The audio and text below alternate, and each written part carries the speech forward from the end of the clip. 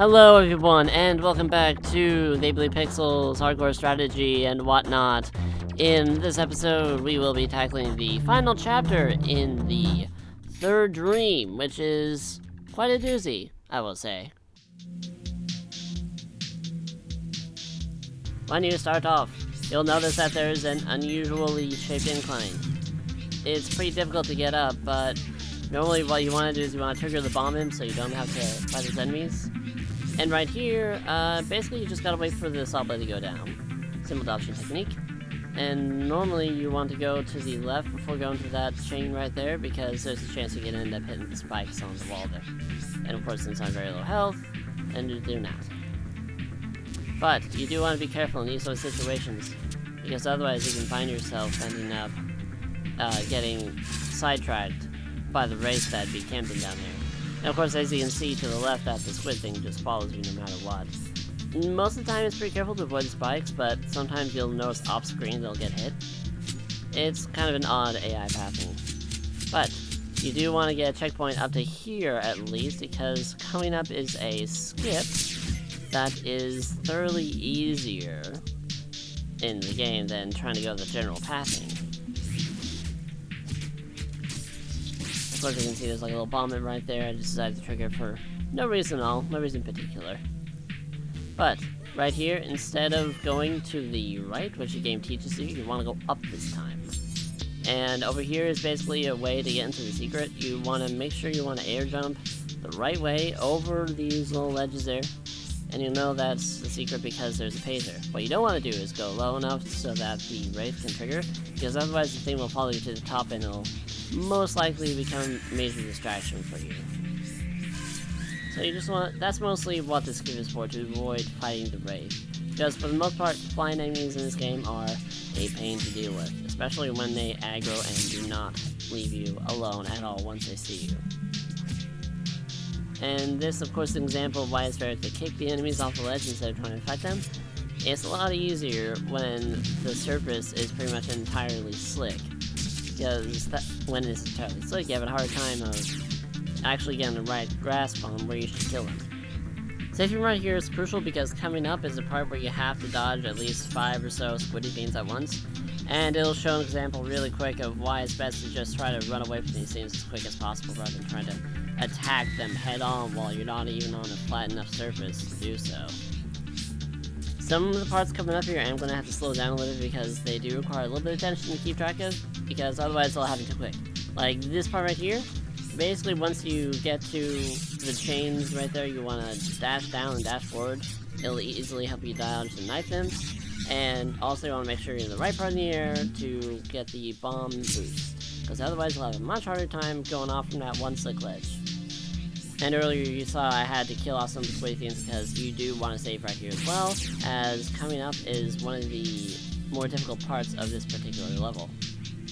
And right there, you just want to clean to the wall as quickly as you can before the saw blade passes. It's easier to dash down usually, and then just jump forward because, well, actually, if you dash down, you won't be able to climb back up the wall just by jumping, because apparently you move forward just a slight bit when you come down from it.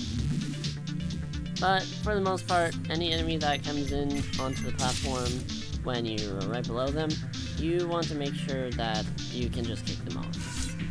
And also give you a lot of points here too, which helps.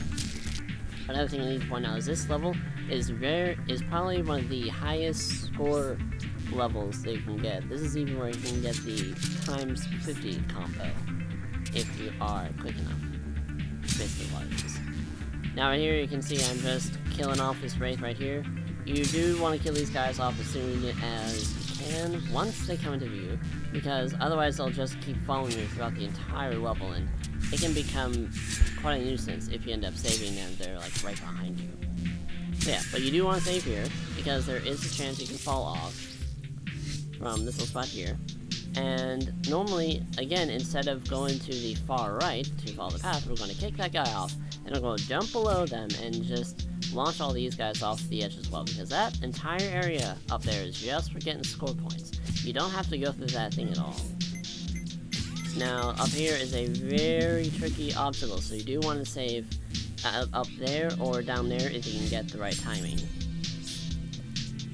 Now for all these obstacles, you want to wait for the saw blade closest to you to either pass down or pass up all the way. Because once the one in the top left corner goes down, you want to jump, because then you'll have enough room to get through and go over, because otherwise if you do that at a different time, you can easily find yourself getting impaled or juggled. And of course the problem arises when you realize that saw blades can bounce you from any direction they please. And normally you are going to want to save in this little part here, because otherwise you can find yourself getting bounced around all over by the saw blades that's sort of coming out of the ground. And the AI actually in this one is a little bit clever, because they do try to avoid them. Unless they're actively jumping towards you, then they will most likely get hit by it. And you do want to save right here. I didn't earlier mistakenly and ended up paying the price. But this is pretty much one of the last few points we're able to save, because much like the last level, you don't have a lot of room to save. Now earlier you saw I had to use the bomb M to push that sloth thing back, because otherwise that thing would block your path and you had to slide under it in a specific way. It does make it hard. And another thing is, once you get over there, you want to make sure that that other thing isn't blocking your path, because they can also make it so you won't be able to get back up. And to get past these guys, you just gotta clean the wall while they go down. It makes it pretty easy, because you got pretty much a smaller hitbox when cleaning the wall, at least lengthwise. For the most part with killing these guys, you just want to kick them into whatever surface you find that will hurt them. Because like I said before, this is probably one of the levels where you can get the most points in, just because of how many enemies there are in total cluttered around together, and how you don't actually have to fight. Now, for these next 3 areas, it is on a timed mechanism, so basically you have to kill these as quickly as possible. And you also want to save before you go up there, because, you know, there's a good chance that whatever's up there will easily be blocking your chance of a checkpoint. Now, instead of tackling these guys one at a time, it's actually a little bit easier, if you can manage it, to get them both at once. Because for the most part, they have to be apart from each other in order to attack you, so if they're one at a time, then you can just hit one at a time. Very simple. And another example of why you should be careful when dashing into those guys, because even if you're hitting them when they're just so much away from hitting the ground, the knife can still bounce you back pretty good. That's another thing you need to look out for, is that when you get hit by whatever enemy is out there, they can bounce you back pretty darn well. And I'm just going to show up here that you mostly have to make a checkpoint down below, because there's a good chance you won't have enough time to once you kill the enemies. And there is a wraith that's sitting up in the far right corner, once you see here.